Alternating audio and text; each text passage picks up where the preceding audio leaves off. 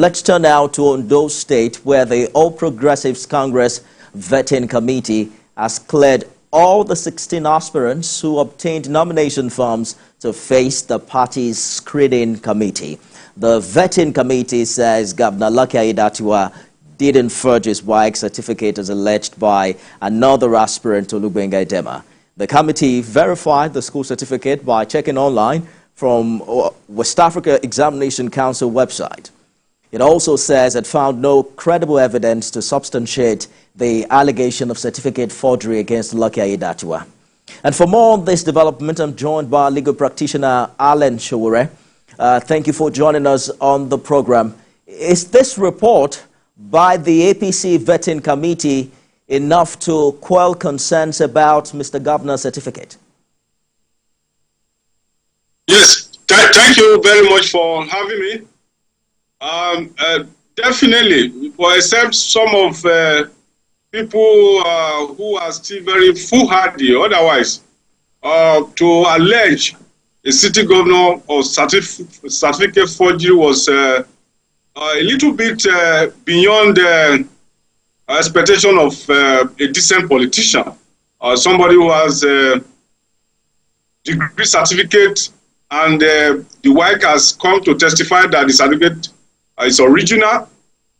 He was a deputy governor. Nobody's raised this issue as at that time, but the moment he became governor, some people started raising that unfounded, unsubstantiated, and reckless, very reckless allegation against an incumbent governor. But I think the APC has done well by having an independent body comprising people of impeccable character who has done due diligence and say this man is absorbed of any wrongdoing. He has not forged any certificate to the best of our knowledge. I hope some of these people who are raising this allegation, unfortunately, some of them who are equally members of APC, we stop, we pause, and have a rethink, a campaign based on the largely what they have achieved or if they are competent of anything rather than looking for the downfall of other people. It is not unprecedented to have someone who wants to contest an election come under spotlight as regards academic qualification. Recall that the APC lost in Bayelsa because the running mate at the time, had issues with the certificate he submitted. So it's important, perhaps from a political point of view, to have this issue sorted prior to an election. But the police, in the statement on Friday by the first spokesperson, Muyiwa Dejobi, did deny the authenticity of the report that earlier stated that there was no evidence Mr. Governor attended Ikoyi High School in Lagos. One Hassan Oladotun, however, petitioned the IGP as well as the Police Service Commission, insisting that the report was authentic. He added that he received a copy of the report through a Freedom of Information that he filed. I'm wondering who we believe now. Who do we believe, the lawyer or the police?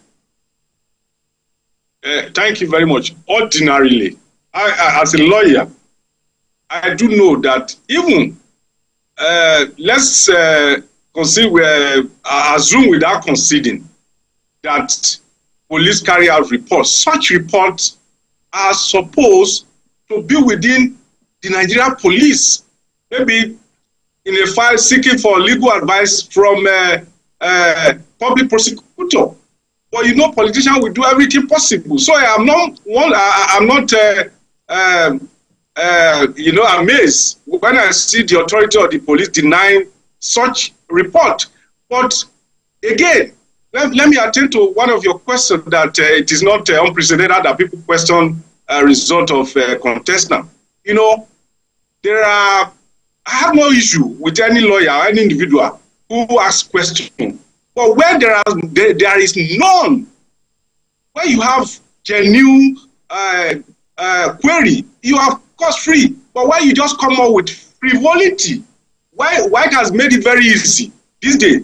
Just buy a recharge card, input the candidate number, the center number, you get your result before you call the public to some of this frivolity. It's rather unfortunate that a lawyer will not carry out due diligence by checking.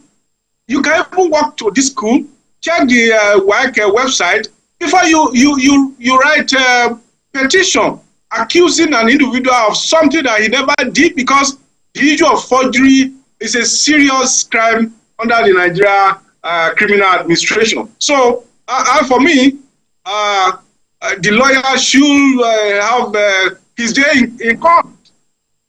He should have his day in court, because it is incumbent on him as a lawyer to carry out due diligence. Well, that's exactly the point I was making, Mr. Alex, that the individual insists that he got an authentic report from the police affirming that the governor did not attend the school he claimed he attended. So it's perhaps the lawyer's words against whoever is contesting it, right? Let us have it clearly. Anybody who commits crime under the Nigeria criminal laws commit crime against the state. So it is the state that prosecutes an offender or a suspect.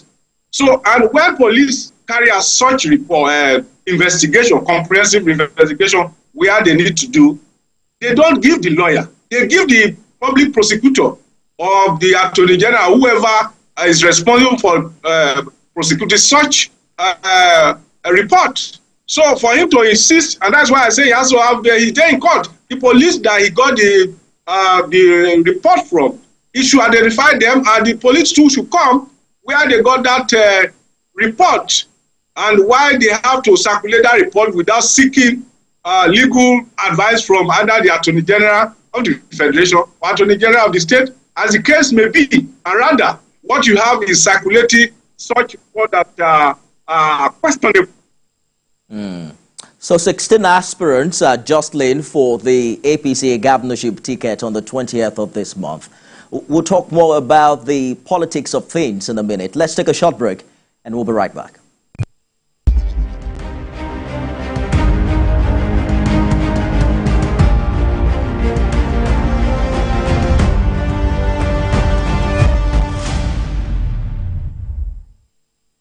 Legal practitioner Alan Showore is my guest on the program this evening. Thank you for staying the course on Beyond 100 Days. Are you surprised that the procedural right of refusal, right of first refusal, wasn't applied in favor of Mr. Governor within the APC ahead of this primary election?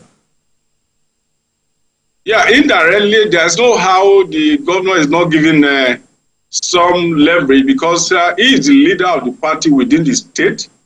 But I think you want to talk about automatic ticket.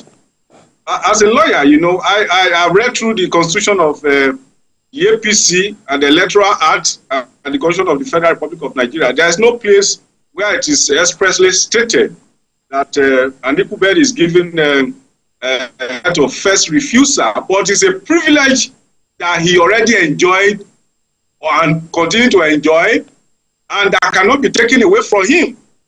He is the incumbent governor that respects the leader of the party. The party, what is called winnability. In terms of winnability, the party may want to consider him as the best suited for that position. So he enjoyed that first refusal. You don't have to, it's embedded. You don't have to pronounce it. It's already there. And that's why I'm not surprised when the aborigines of APC come up with their own parameter of consistency, as in terms of his consistency in the party from the days of ACN. He has never left the party. They score him very high there. In terms of financial watchers, in terms of having the resources to push for an election, they score him very high there. And in terms of his educational background, they score him high. And his performance, the few days he has taken over as governor of Ondo State. I hear you, Mr. Showore, but I'm talking about the intensity of politics playing out in Ondo State and the caliber of people who have come out to contest, and precisely making reference to what also transpired last year before the death of the former governor, and in the attempt to impeach the deputy governor when it was won. You I'm sure you're familiar with the political intrigues in Ondo ahead of this one. Yeah. You'd rather believe, I'm sure you'll believe that it's unprecedented to see what's playing out within the APC, where you see some bigwigs, political bigwigs, who would tell you that the incumbent can't get the ticket this time. Do you think it will be unprecedented if that happens? I don't see it happening. But let me again comment on the number of people aspiring. It is as a result of the popularity and acceptability of the party in Ondo State and perhaps in Nigeria. But again, this the pedigree, or how do you call it, the caliber of people contesting, sometimes this is exaggerated. Who are the people contesting? You have a former commissioner, you have a senator, and you have people maybe who have aspired to be governor before. So when you talk about caliber, I mean, is it a former commissioner? Do you know how many former commissioners that we have in Ondo State? They are in their hundreds. So when you talk about the caliber, it's exaggerated. You also have a former secretary to the state government who is also a former attorney general and commissioner for justice. Are you playing down on the? Who is that? Are you playing down on the capacity of these people to win election? Now, who do you say was a former secretary of the? Well, I'm saying a former SSG and a former AGF is on the ballot amongst the 16 aspirants. Yeah, that's what I'm saying. That the people that the highest people that we have who are contesting against the incumbent, they are former commissioners. They are, in terms of status, commissioner is even higher than the SSG if you want to see it critically in terms of status. So, former commissioner contesting against incumbent governor, is that comparable? Somebody who is sitting on the seat already. So it should be given some kind of privilege and to enhance the party chances of winning. What about the capacity of your party? Because you're speaking like a party man yourself. You know, your designation reads legal practitioner, but I can tell that you're a part of the APC from your contribution. What are the chances of your? What is the capacity of your party, you know, conducting a free and fair election vis-a-vis what played out in Edo State? Yeah, that is a area where I want to call on the leadership of the party to ensure that a level playground for all the aspirants is good. When people participate in the process and they see the process very transparent, it enhances the growth of our democracy. It enhances some level of acceptance even among the people if the people see that the primary is transparency. But I can tell you, in terms of quality, good people of Ondo State are always looking out and this have a way of safeguarding their own internal democracy. Because I remember this happened in 2016, and I was a member of that group saying no to imposition. And we fought to a standstill the process that was planning to impose one candidate or the other. And the process was transparency at the end of the primary, APC primary is 2016. So I am hoping that the party will want to go memory lane. I will not want to do anything funny. So right. I don't think that whatever happened that is negative in Edo State can happen here. Because here, the people are always at alert. It's hard to tell what happens post-primary, but as we speak now, some party leaders have already raised alarm over an alleged plot by some persons to cause chaos within the party ahead of the primary. The leaders led by one Adewale Ibrahim particularly accused supporters of the governor of being behind the plot, alleging that there are plans being perfected to recruit thugs through the Red Beret supporters in areas where the governor isn't quite popular. What lessons do you think the APC has learned in Edo? What do you think must be done differently? Because we saw that the chairman of the election committee was changed in the course of the primary election early in the year. Yeah, I have no doubt about the ability of some politicians to raise false alarm. It's better than causing crisis. If you see something, you say something, but it does not mean that some of these alarm are accurate the way they raise them. Sometimes it's just for media hype. Everybody wants to see their names on the pages of the newspaper the days that follow. So they are good. It could put the security on a red alert. But I can tell you, so far, my own observation of Mr. Governor is a gentleman to the core. Even during the so-called the Kabal Shenanigan, we see how he was able to manage himself even without causing any crisis, even when he has the capacity. I'm very sure that he is going to repeat the same by not using state force against any individual who is equally in this race to contest with him. Everyone is claiming to have Mr. President's endorsement. How much impact do you see that have on how party members vote on the 20th? Will it be a function of who they think Mr. President is supporting or the performance of each individual? Yeah, the president is the leader of the party, is the leader of the country. So he's like the sun. Every green plant look up to the sun for its photosynthesis. So everybody wants to have the blessing of Mr. President, and that's what the leaders of Ondo State people are doing here, like the likes of Forgery.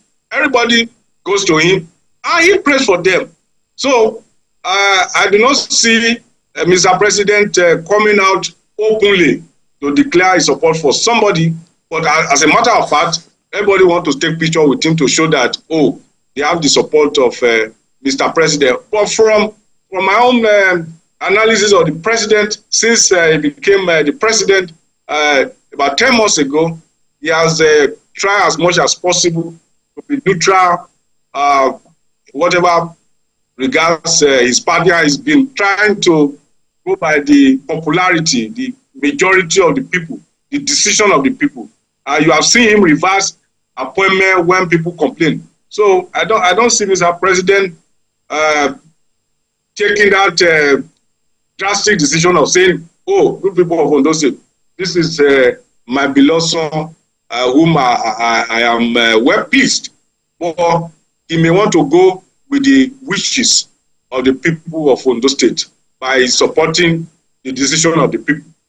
Which is paramount, the decision of the people, which of course will now be the decision of the party members. But first, they must go through that process of primary election, which has to be considered to be fair, you know, and also credible. But so how much Herculean task do you foresee ahead for the party after this election? Because only one person will emerge winner, leaving 15 losers thereabout.